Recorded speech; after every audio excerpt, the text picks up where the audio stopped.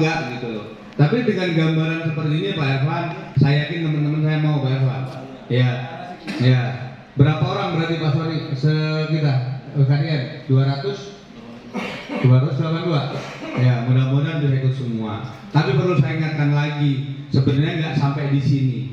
Saya nggak tahu untuk teman-teman kelurahan sudah komunikasi nggak dengan Pak Lurahnya terkait orang-orang yang harus ikut BPJS tenaga kerja. Kalau saya kenapa kemarin di Barat itu sampai banyak, karena itu yang namanya petugas gerobak yang ngangkut sampah, bukan PPSU ya, petugas gerobak yang kampung yang digaji oleh Pak RT Pak RW itu semuanya wajib saya masukkan. Kenapa? Kalau ada resiko kerja, kalau dia sakit, kalau ada apa, BPJS tenaga kerja yang saya colek. Begitu. Jadi Bapak Ibu sekalian, kalian bisa juga menghimpun itu. Bisa juga menghimpun itu, kan udah ini. Kalau Pak RT Pak RW-nya enggak ngeh, coba cuma 20.000, satu tahun cuma 200.000, udah bayarin deh. Pokoknya ini istilahnya kita bayarin, mereka warga lah yang bayarin, nggak usah dia. Kalau kemarin di Barat warga yang bayarin, istilahnya Pak RW-nya lah yang tanggung jawab. Gitu. Jadi di samping RW pengurusnya 3, RT 3, RW 5 atau dengan seksi-seksinya, sama dengan petugas-petugas seksi-seksinya itu. Terutama satu lagi di samping itu petugas keamanan. Rawan dia dibacok orang, siapa yang mau ngobatin, siapa yang mau ngurusin. Itu FKDM bisa mengkoordinir itu. Ini harus diurusin masalah data dan sebagainya, kan apa sih yang nggak bisa, itu semuanya ada di kelurahan. Ya, insya Allah semuanya bisa terpenuhi. Nah sekarang masing-masing kecamatan dari mana? Bu Rati dulu, kira-kira gimana? Silakan. Ya, terima kasih Pak. Assalamualaikum warahmatullahi wabarakatuh. Yang kami hormati Bapak Esbangko Jakarta Utara, juga Pak Sony dari Bank DKI, Ketua Kecamatan maupun Kelurahan Jakarta Utara. Izin Pak.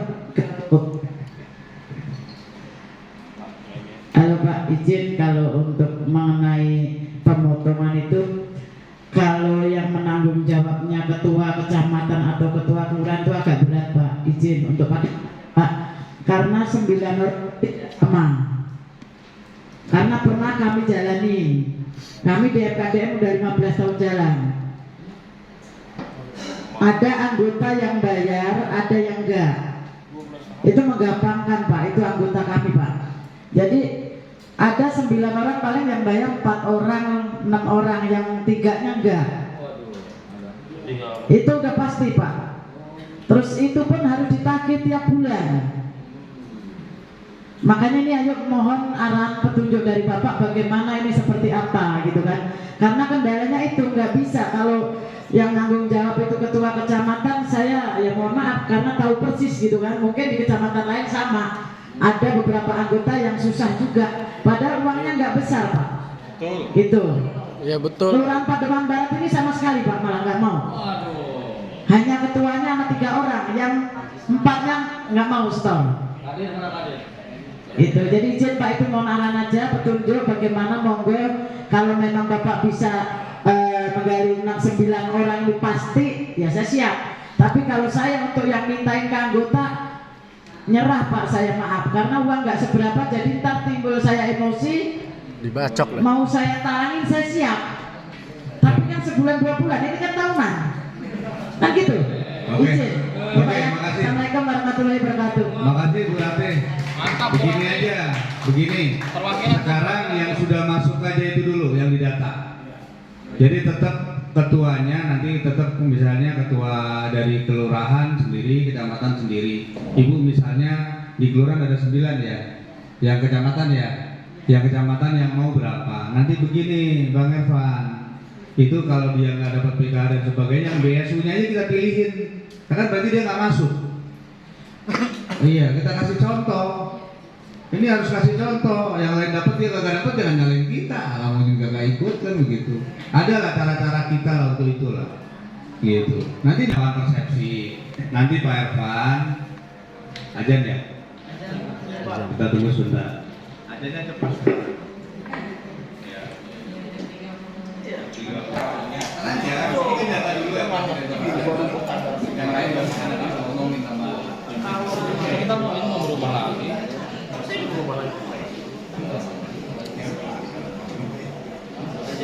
berapa? 20 berapa? Kamu bayarnya berapa?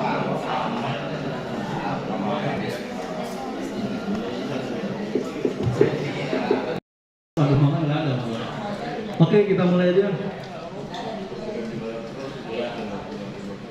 Silakan di depan aja Pak, yang kosong di depan aja.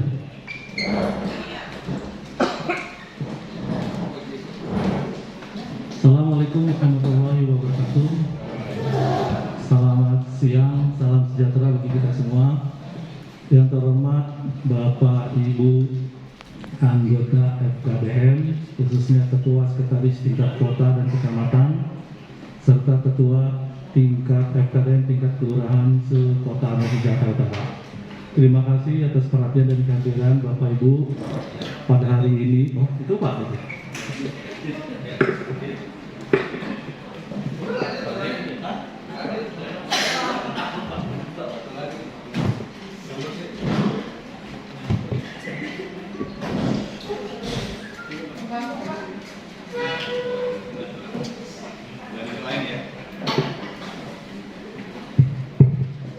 Bismillahirrahmanirrahim. Assalamualaikum warahmatullahi wabarakatuh. Selamat siang dan salam sejahtera buat kita semua yang kami hormati para BB. Mana ini? Sakit. Ketua FKDM Kota beserta jajaran, Ketua FKDM Kecamatan yang hadir atau yang mewakili, Ketua FKDM Kelurahan ya yang hadir hari ini, dan sekretaris ya, sekretaris untuk kota dan kecamatan, dan hadirin yang berbahagia. Puji syukur kita panjatkan kepada Subhanahu wa Ta'ala, hari ini kita bisa berkumpul tanggal 26. Nanti tanggal 26 Oktober saya mengundang teman-teman dengan Forkopimko ya. Nanti narasumbernya dari Kapolres sama Pak Dandim, satu lagi dari FKDM Provinsi. Kenapa ini kita lakukan? Karena kemarin FKDM Provinsi sudah melakukan rapat kerja. Jadi nanti dari FKDM Provinsi, saya berharap beliau dapat menyampaikan hasil raker itu apa gitu. Itu harus disampaikan ke tingkat kota, kecamatan, dan kelurahan. Kenapa itu dilakukan? Agar ke depan sinergitas akan terjalin ya, jangan sampai raker yang raker atas doang, di bawah nggak tahu program-programnya.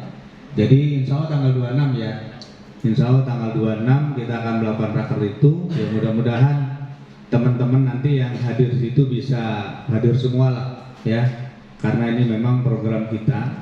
Saya berharap yang namanya FKDM itu ya satu, jadi nggak ada matahari dua.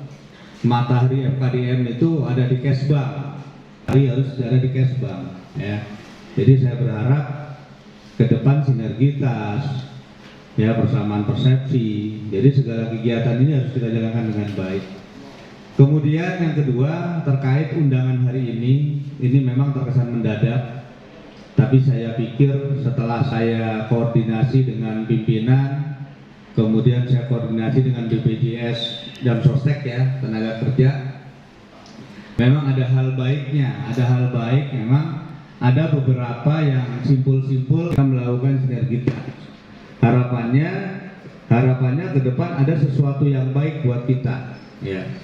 Jadi sedikit saya sampaikan, ini terkait dengan program BPJS tenaga kerja yang sudah kita lakukan dahulu. Nggak tahu sekarang teman-teman masih berjalan apa enggak, tapi yang jelas buat saya di Jakarta Barat itu pernah ngurus seperti ini nih Bang. Jadi saya di Jakarta Barat kebetulan saya ngurus RT RW. Itu yang masuk ke pesertaan RT mencari solusi yang terbaik. Jadi kalau berbicara asuransi ya, namanya juga asuransi ya.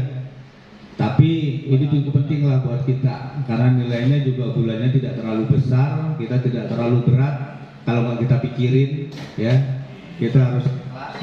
Kalau nggak ikhlas nggak jalan juga, cuma 20.000 katanya gitu. Berapa sih 20.000? Tapi kan kita tidak tahu apa yang terjadi ke depan. Iya, malah nggak sampai lagi ya kan, nggak sampai sebungkus rokok kalau kita mau, itu sebulan ya. Ya saya masih sampai sekarang masih memonitor tentang kegiatan BPJS.